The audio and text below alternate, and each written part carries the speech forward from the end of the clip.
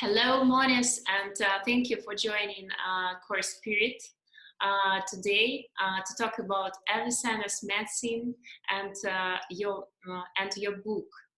Um, you and two of your colleagues are the authors of the first contemporary translation of the 1,000-year-old text, the Avicenna's Canon of Medicine.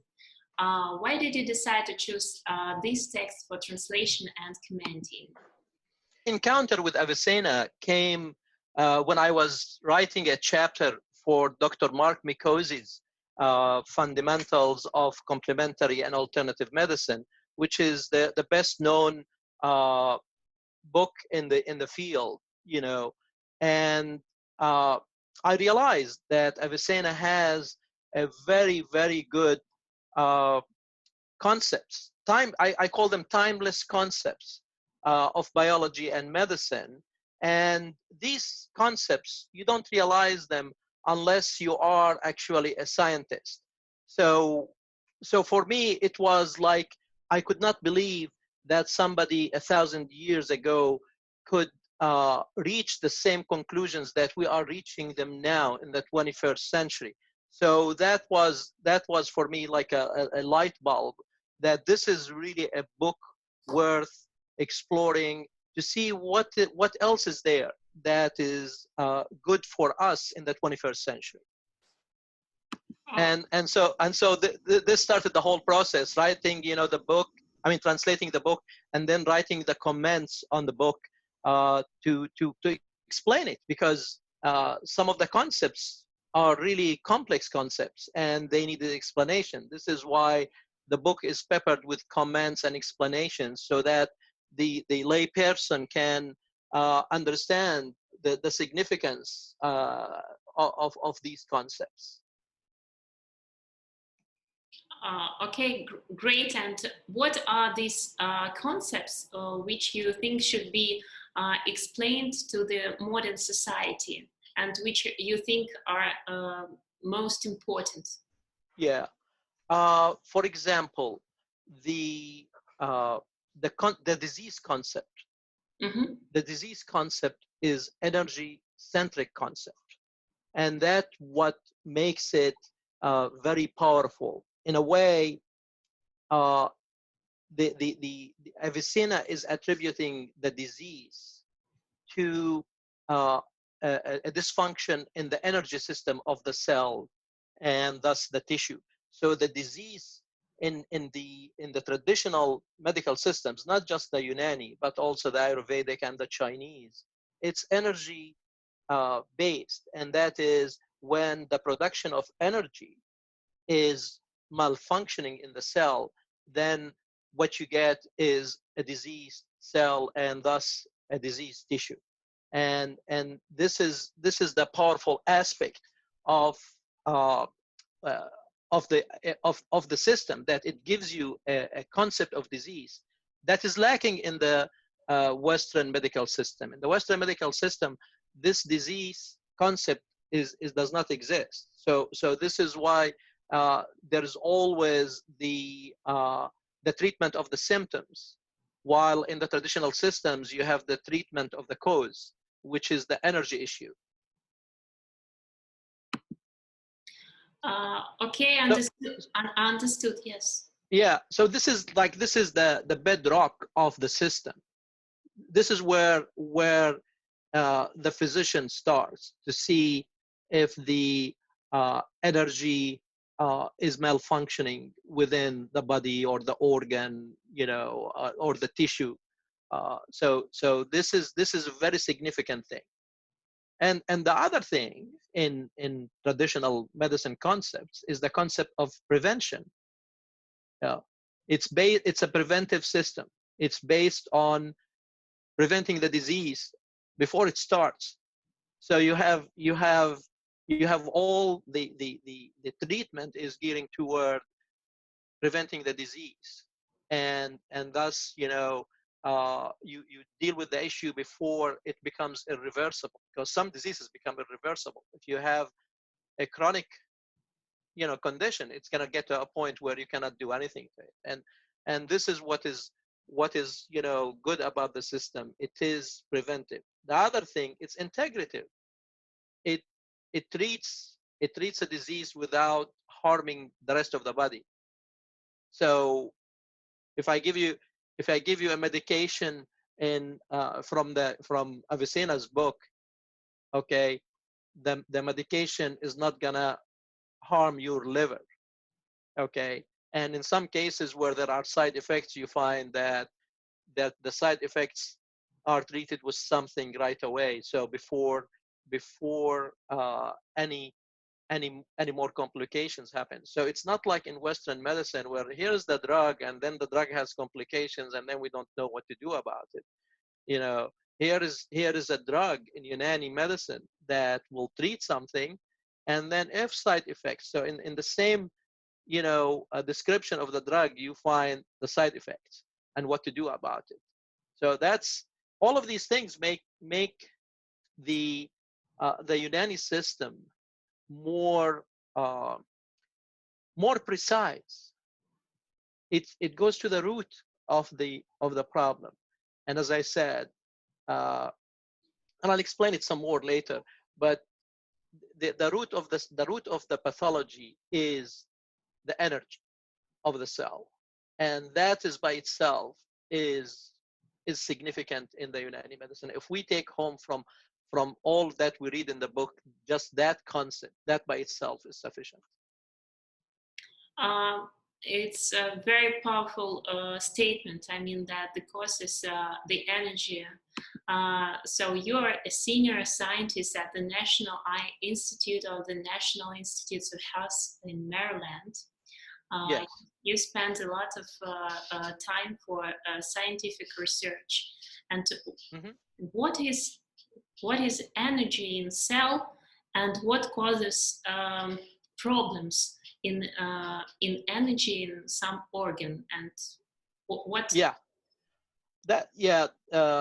Avicenna says that actually, that when a problem arises in an organ, there is a problem with its energy, and the problem with energy makes the organ diseased. Our cells are called eukaryotic cells. So our bodies are made of a type of cell called eukaryotic cells. There are two types of cells in the biological system. There is the prokaryotic cells, which the bacteria, for example, is made of, and that's a unicellular organism. And then you have the eukaryotic cells, which all the multicellular organisms are made of. This eukaryotic cell is a system that evolved many, many, many years ago. We're talking about 2 billion years ago, okay? And it evolved from two bacteria. One, which is now we call it the mitochondrion, which is the energy system within the cell. And the other bacteria is the rest of the cell. So you have those two cells, okay, two prokaryotic cells making the new eukaryotic cell 2 billion years ago, okay? So that system has its vulnerabilities. It's not a perfect system. The mitochondrion, and in the cell you have hundreds of them. They are the ones that produce the energy. They are sensitive. They are sensitive to drugs. They are sensitive to smokes. They are sensitive to any pollutants that may enter the cell. And therefore, they become diseased. Okay. So when the bulk of the mitochondria in the cell are having problem producing energy, then the cell cannot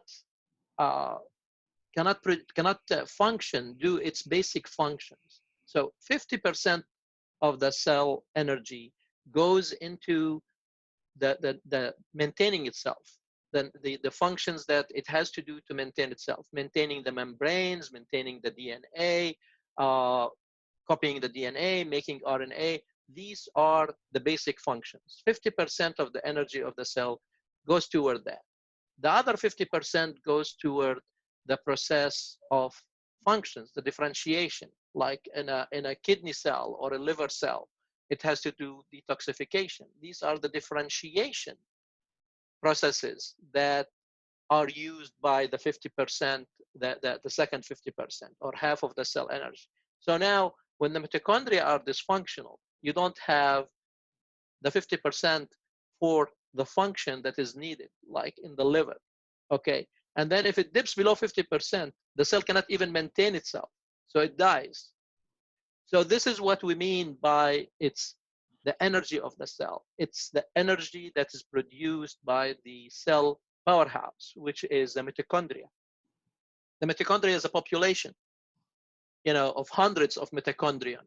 All right, and that's what made the presence of people like us, the multicellular organisms, possible.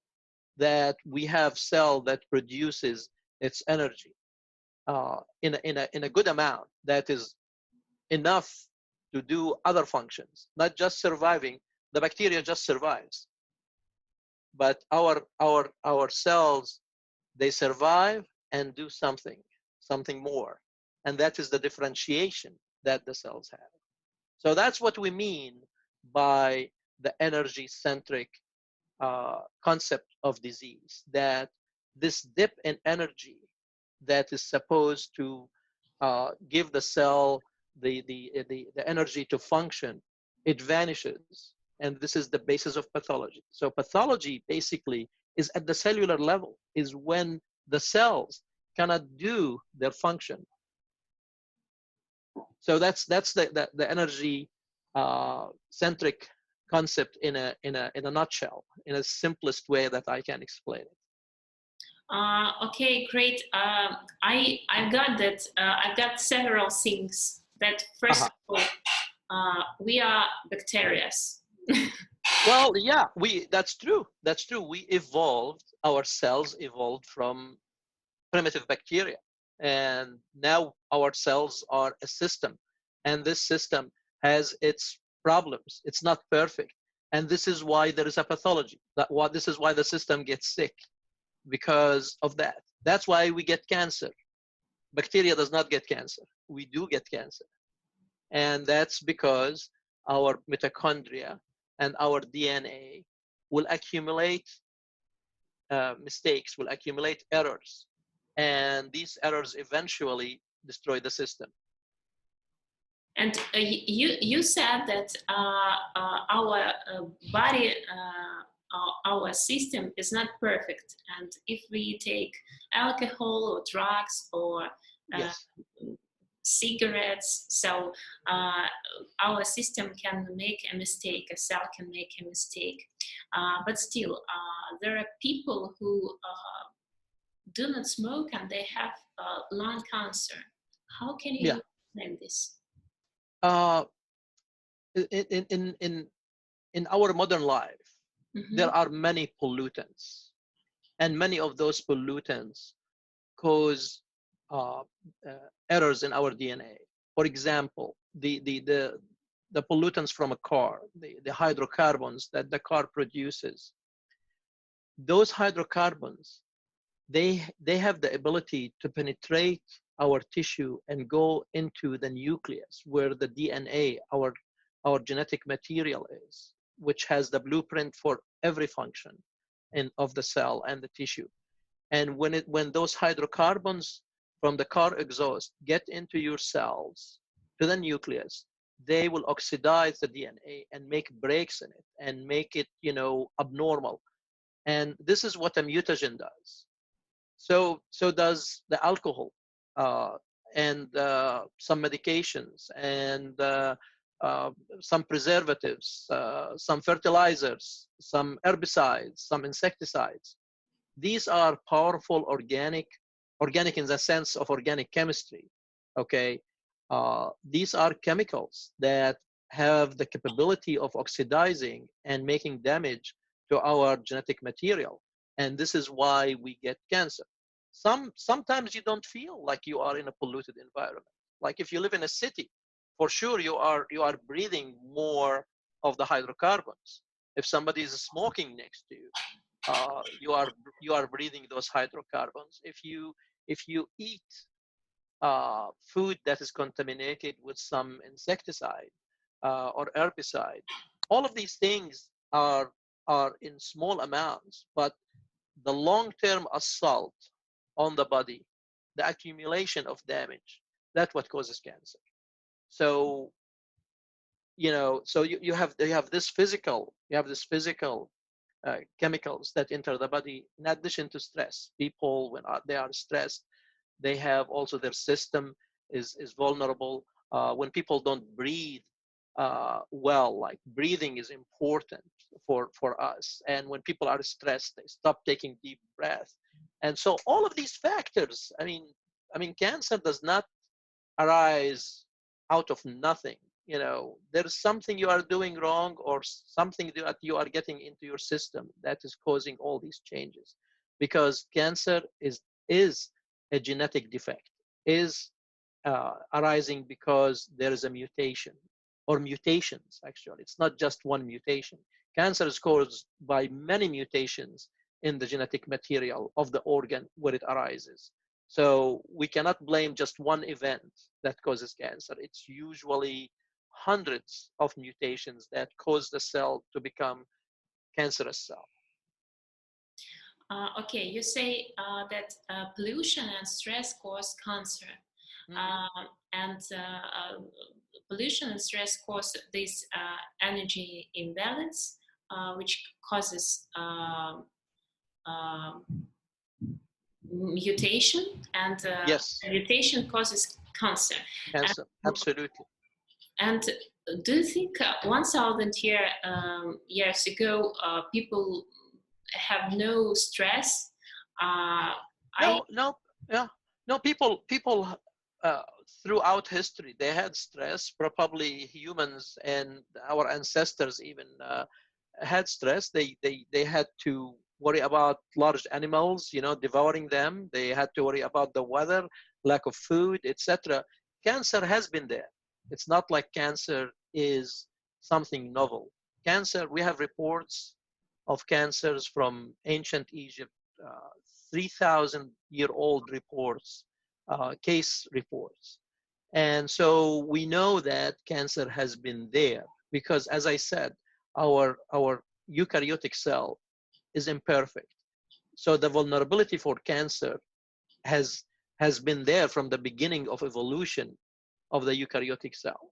So cancer is there, but having more pollutants, having more stress, having chronic stress, uh, that by itself will, make the probability of developing cancer more.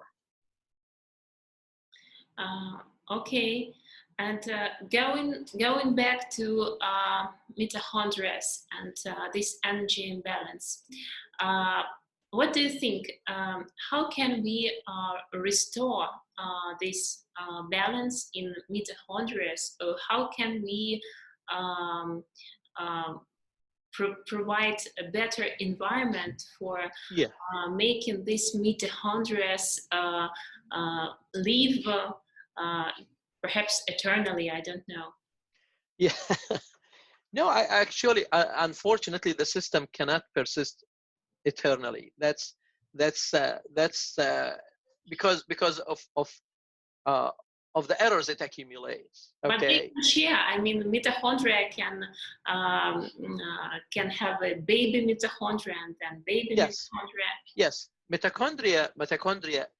If the insult to the mitochondria is not persistent, is not chronic, that you give the mitochondria time to regenerate and fix the errors, okay, then uh, it it will regenerate and it's healthy.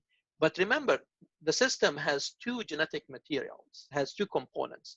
You have the nucleus and you have the mitochondria, and they of course interact and communicate, and this is the way the cell functions. uh, However, there are certain genes that if they are damaged, then it's hard to recover. It's hard for the cell to recover. Okay, so through evolution, what happened for efficiency, the mitochondria sends some of its genes to be stored in the nucleus. Okay. And when those genes in the nucleus, which there are only 2 copies of them, when they get damaged and the damage is persistent, then the mitochondria would suffer. The whole population of the mitochondria in the cell will suffer. And this is where cancer becomes a possibility. So you see how the system created its own vulnerability to becoming cancerous. Or so basically cancer is when the eukaryotic cell reverts, goes back to its bacterial nature and starts just dividing without doing any function. So it goes back to a primitive situation. So instead of having orderly function that the eukaryotic cell is doing, it reverts back to a bacterial phenotype. And that phenotype is becoming cancerous. So that's what happens in this kind of an environment. But still, what to do to Yeah, restore the energy? of course, there are things that we can do. Okay, number one is to have healthful food, so that you eat clean food that does not have any pollutants in it, no herbicides, no preservatives. You eat fresh food. You eat food that has in it some of the flavonoids, like green leaves, anthocyanins, like in the bread fruits, etc. So all these are antioxidants. These are like the vacuum cleaners of the cells. They take all these radical electrons, hydrocarbons that are coming from the outside. So we need like good, healthful food that is balanced in the sense that it has the things that will help us prevent the damage, okay, or fix the damage, or reduce the amount of pollutants. That's important. Fresh, clean air. We need to breathe. Breathing is number one in Avicenna's book. He emphasizes breathing fresh, clean air. So we always have to live in a place where it has fresh, clean air. Sit in a place where there is fresh, clean air. And consciously breathe. Take always a deep breath. You know, oxygen is our friend, so we need to take more of it. Resting, reducing stress,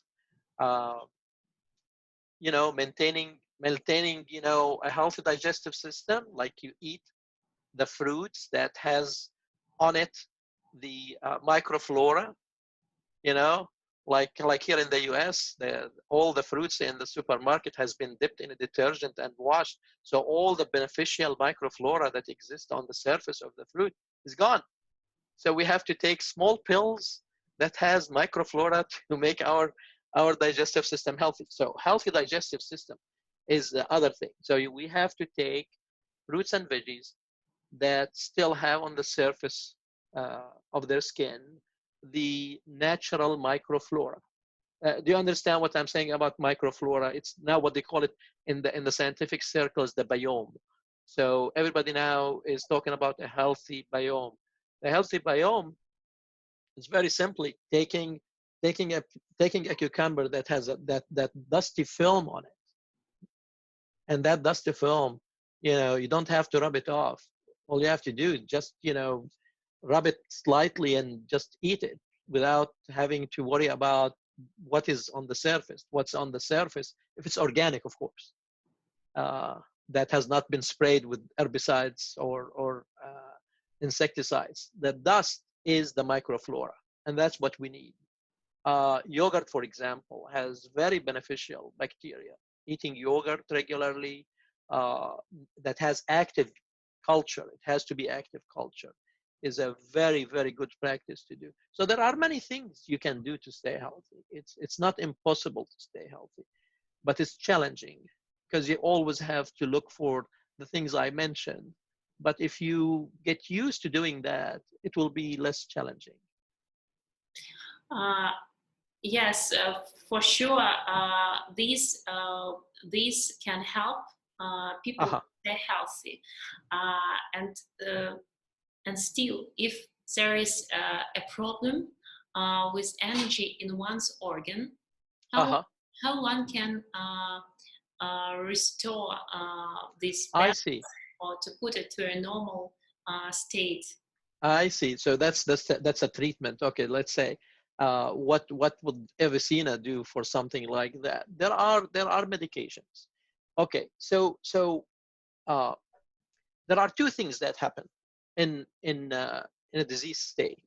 One, there's the distemperament, and the other thing is the humoral imbalance. Okay, distemperament, or what is temperament? Let's first discuss what is temperament, because then you'll understand what I mean by this temperament. Temperament is a two-factor uh, uh, measure. Okay, it measures the energy of the organ by the heat it puts out. So, for example, the liver, it has a higher temperature than the kidney. So so then we can say that the liver has a higher temperament than the kidney. Okay, so okay, so the other thing that the temperament measures is the humidity. So one is the heat, the other is the humidity. That's what temperament is. When it is in the normal range, we call it homeostasis. So have you heard of this term, homeostasis, which is the normal range of your temperature, and other metabolites. And and so the temperament, the heat and the moisture, if it goes into imbalance, then we call that distemperament. And distemperament can lead to humoral imbalance. So the humors, that's another term that you find a lot in Avicenna's book. The humors are basically the metabolites of the cell in our modern, terminology. So in traditional systems, they recognize four classes of humors. They recognize the proteins as the sanguine humor, or the blood humor, we call it. So basically, these are the available proteins for the cell. Then you have the condensed and unavailable proteins, which is the phlegm humor.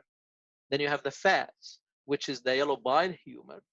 And then the black humor, which is the organic acids of the cell. So those are the four major classes that exist in the cell. Also, they call any other mixture that of unknown kind of mixed, they call it also humor. So humor, the term humor can refer to many different things, but the four major things that we know, the proteins, okay, the lipid and the organic acids, okay, are the dominant. So any imbalance in those, okay, will cause also disease. So you have the distemperament when the energy output is not enough. And by the way, the mitochondria, when it produces energy, it also produces water. So the mitochondria also moisturize the cell and the tissue. So when you have problem with the mitochondria, you have less energy and less water. This is why in aging, if you read Avicenna, always talks about how aging causes dryness, and older people are dry. And even in Galen, uh, the famous Roman physician, he also talks about methods to reduce that. So dryness happens. Why? Because the mitochondria also is not giving enough water. Every molecule of glucose, which is the main currency of energy in the cell, gives free energy, carbon dioxide. Okay, because we take oxygen, and the oxygen goes to oxidize the glucose, and the glucose gives us the energy, the carbon dioxide, and water. Physicians always forget the water part. The water part is what moisturizes the cells. Okay. So when you have problem with energy, you also have dryness. And so the distemperament can cause imbalance in the humors. Okay. And when that happens, you have a disease. For example, take something very simple that we talk about these days, atherosclerosis. Atherosclerosis is caused by imbalance in lipids. Suddenly, the yellow bile becomes a lot in the system. And for some reason, the low density lipoprotein, the LDL, that shuttles the cholesterol from the blood into the tissue, suddenly it becomes dysfunctional. So you have the LDL clumping on the vessels and the cholesterol around it, causing those plaques, what they call them, plaques. So this is an example of yellow bile humor imbalance. Interesting statement. And in one of your interviews, you said that Unani medicine is like holistic medicine, so it could be compared. What is in common, and what is different between these two systems? Well, the Unani medicine and all traditional medicines are holistic in the sense that they will not harm one organ to heal another organ. Okay, like they treat the whole body as one system. So the effect of the medication that they prescribe, okay, should be fine for the rest of the system. Like let's say if you have an issue with the lung, your lung is cold and you have pain in the lung, I should not give you a medication that will fix the lung, but at the same time harm the intestine. Okay, so that's what holistic means, that it takes into consideration the whole body. So it does not harm one organ to fix another. Uh, and that's important because, like, for example, I'll give you an example from Western medical system, like, the statin drugs to lower cholesterol in the body. I know people who took these drugs and it really screwed up their livers. So their liver analytes, their liver metabolites became abnormal. And now they have to take medication for their liver. So while we try to lower the cholesterol, we damage their livers. And that's what Western medicine, does not take into consideration. So the drugs that are produced by Western medical system or Western pharmacology is not a holistic drug. It fixes one thing, but it harms another. That like the drugs for headaches, it fixes your headache, but then it damages the liver as well, or the stomach, like in case of aspirin. So these heavily concentrated medications are sometimes harmful to an organ while trying to fix another organ. So that's a big difference between the traditional medical systems and the Western medical system. When we say, this is holistic and the other one is not. Okay. Yeah. I ask these two questions to all of my guests. Okay. Do you think people have potential to live eternally? Well, not to our current knowledge. There is nothing now we know that will allow us to live eternally. And as I mentioned to you earlier, our system has its problem. Our eukaryotic cell system, okay, has its vulnerability from the beginning, from its inception, where it evolved 2 billion years ago. And we now have no remedy for that. I mean, we can delay this damage, but we cannot prevent it. And maybe one day, uh, with gene editing, maybe we'll be able to do that. Science moves on all the time. Maybe we'll get to a point where these vulnerable genetic issues that we have in our system, maybe we can fix them one day, and then we'll be able to live forever. But till then, we cannot. Uh, is the potential there? Yeah, if we know how to reverse the damage. Okay. And if you had a choice to send a message to humankind, what would you write or say? I would say, yeah, I would say that in this day and age, staying healthy is very challenging. There are many stressors, psychological stressors and physical stressors that really make it difficult for the individual to stay healthy.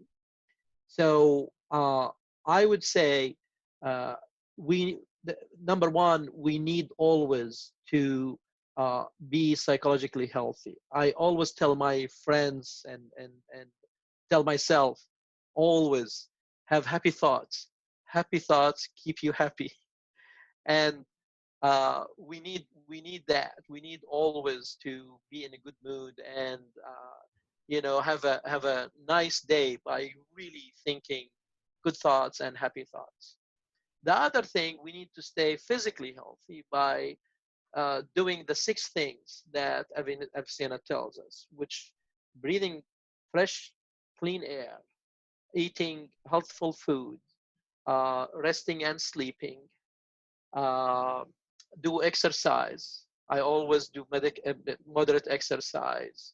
Have a healthy mental, as I said, mental status, and also keep your digestive system healthy. The, those 6 tenets of preventive medicine, we need to follow them.